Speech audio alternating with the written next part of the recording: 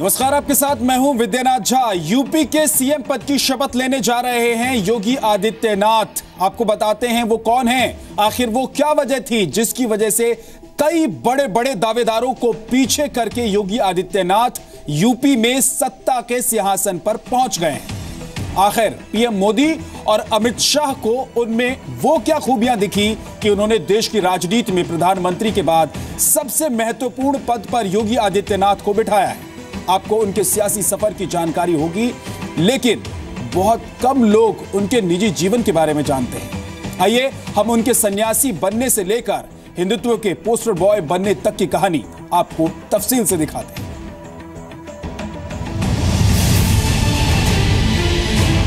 योगी के पॉलिटिकल योग की पूरी दास्तां।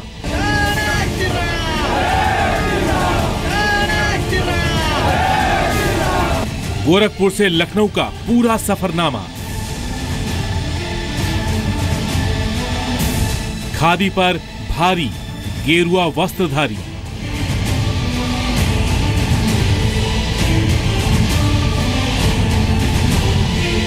यूपी की नई पहचान योगी आदित्यनाथ।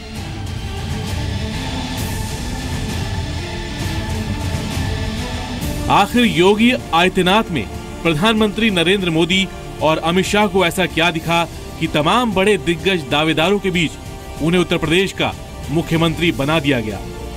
नतीजे आने के बाद से जो चेहरे सीएम पद के इर्द गिर्द घूम रहे थे, उनमें थे केंद्रीय गृह मंत्री राजनाथ सिंह, रेल राज्य मंत्री मनोज सिन्हा, यूपी बीजेपी अध्यक्ष केशव प्रसाद मौर्य, गोरखपुर से सांसद योगी आदित्यनाथ, लखनऊ से मेयर दिनेश शर्मा। लेकिन लग रहा था कि चेहरे तो खबरों में रहेंगे और ऐन वक्त पर पीएम मोदी और बीजेपी अध्यक्ष अमित शाह उत्तर प्रदेश के सामने ऐसा चेहरा पेश करेंगे जो लाइमलाइट से दूर, खबरों और टीवी से दूर संगठन पर पकड़ रखने वाला नेता होगा। लेकिन शनिवार को बीजेपी में चली तमाम गतिविधियों के बीच नाम सामने आया योगी आदित्यनाथ। आभारी हूं आदरणीय गवर्नर साहब का, जिन्होंने कृपा पूर्वक सरकार बनाने के लिए हमें आमंत्रित किया है। राजभवन में गवर्नर साहब के मार्गदर्शन में उत्तर प्रदेश विकास के पथ पर अग्रसर होगा, उत्तर प्रदेश में सुशासन स्थापित होगा, ये हम विश्वास के साथ कह सकते हैं। पीएम मोदी और अमित शाह के लिए फैसला आसान नहीं था, लेकिन जिन बातों को ख्याल में रखते हुए योगी आदित्यनाथ को यूपी का सीएम बनाया गया है, उनमें सबसे बड़े मुद्दे हैं हिंदुत्व की छवि, पूर्वांचल पर पकड़, राष्ट्रीय स्वयंसेवक संघ की पहली पसंद, मोदी और अमित शाह के बाद बीजेपी के सबसे बड़े स्टार प्रचारक, गोरखनाथ पीठ के महंत जो कि सभी जातियों को मंजूर है। कुल मिलाकर भगवा और विवादों वाले बेबाक बयान, क्या यही है योगी आदित्यनाथ की सबसे बड़ी पहचान? योगी आदित्यनाथ सिर्फ वो नहीं जो लोग जानते हैं। 22 साल की उम्र में संन्यास लेकर गोरखनाथ मंदिर के महंत अवैधनाथ के शिष्य बनने से पहले उनकी पहचान थी बतौर अजय सिंह। 5 जून 1972 को उत्तराखंड में जन्मे अजय सिंह ने गढ़वाल विश्वविद्यालय से गणित से बीएससी की, लेकिन उनका रास्ता तो कुछ और था। सामाजिक, सांस्कृतिक और राष्ट्रवादी आंदोलनों में बढ़ चढ़ का हिस्सा लेने वाले अजय सिंह को महंत अवैधनाथ का आशीर्वाद कुछ यूं मिला कि वो उनके उत्तराधिकारी बन गए। महंत अवैधनाथ ने न सिर्फ गोरखनाथ मंदिर की कमान बल्कि अपनी राजनीतिक विरासत भी योगी आदित्यनाथ को सौंप दी।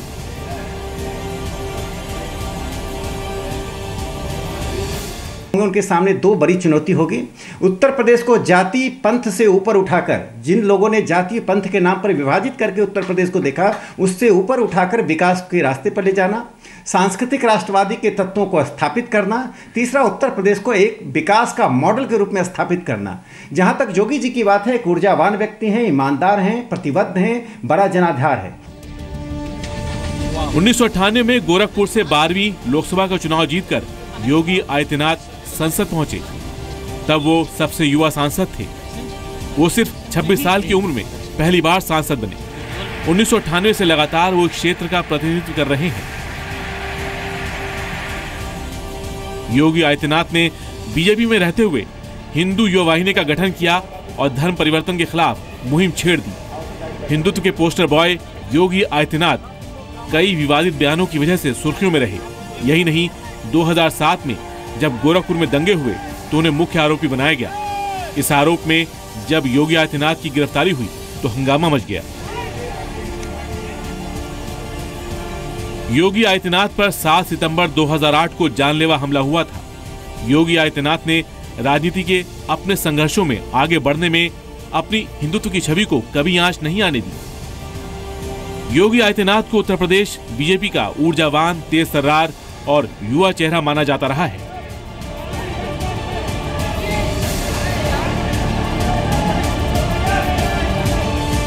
चुनाव प्रचार के दौरान योगी आदित्यनाथ ने गाजियाबाद से गाजीपुर तक प्रचार किया था।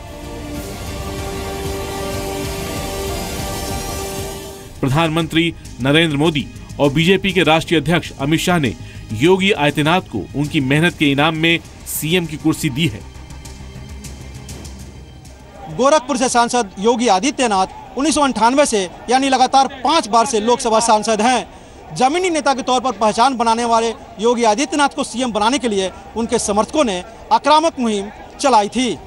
योगी आदित्यनाथ पर मुस्लिम विरोधी होने का भी आरोप लगता है, लेकिन यूपी चुनाव जीतने के बाद योगी ने पीएम मोदी की तरह सबका साथ, सबके विकास के मंत्र पर चलने का वादा किया था। भारतीय जनता पार्टी की सरकार जिन्होंने वोट दिया है उनकी भी है, जिन्होंने वोट नहीं दिया उनकी भी है। भारतीय जनता पार्टी को विकास और राष्ट्रवाद के आधार पर वोट देने की अपील की थी। जिन लोगों ने दिया उनका स्वागत, जिन्होंने नहीं दिया उनका भी स्वागत। यूपी के नए सीएम का चयन जाति पाति के नाम पर नहीं बल्कि योग्यता के पैमाने पर हुआ है। अब योगी आदित्यनाथ के सामने कई बड़ी चुनौतियां भी हैं। विकास ही हमारी समस्याओं का समाधान है। विकास ही हमारे नौजवानों को रोजगार की गारंटी है। विकास ही गरीब से गरीब मां बाप को अपने बच्चों को पढ़ाई के लिए अवसर देता है। प्रधानमंत्री नरेंद्र मोदी ने यूपी चुनाव प्रचार के दौरान यूपी की तस्वीर और तकदीर बदलने का वादा किया था। ऐसे में योगी आदित्यनाथ के सामने अब सिर्फ 2 साल बचे हैं, क्योंकि 2019 में उनका काम भी परखा जाएगा। देश में जातिवाद की राजनीति और तुष्टीकरण की राजनीति के लिए कोई स्थान नहीं। एक दूसरा, विकास और राष्ट्रवाद आने वाले समय में मुद्दे होंगे।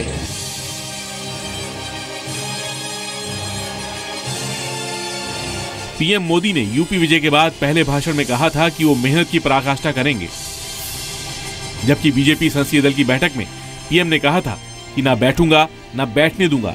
ऐसे में योगी आदित्यनाथ को भी पीएम के नक्शे कदम पर चलना होगा। हम परिश्रम की पराकाष्ठा करेंगे। ये पूछा जाता है कि इतना काम क्यों करते हो, इतनी मेहनत क्यों करते हो? इससे बड़ा जीवन का सौभाग्य क्या हो सकता है? प्रधानमंत्री नरेंद्र मोदी ने वादा किया है कि अपराध मुक्त यूपी बनाएंगे, भ्रष्टाचार के खिलाफ अभियान तेज करेंगे। अब इन वादों को पूरा करने की जिम्मेदारी योगी आदित्यनाथ की है। भारतीय जनता पार्टी की सरकार प्रदेश के भ्रष्टाचारियों, प्रदेश के गुंडों और अपराधियों और प्रदेश के अंदर माहौल खराब करने वाले तत्वों के साथ सख्ती के साथ कार्य करेगी। उत्तर प्रदेश अपराध में नंबर 1 है। कानून व्यवस्था बड़ी चुनौती है।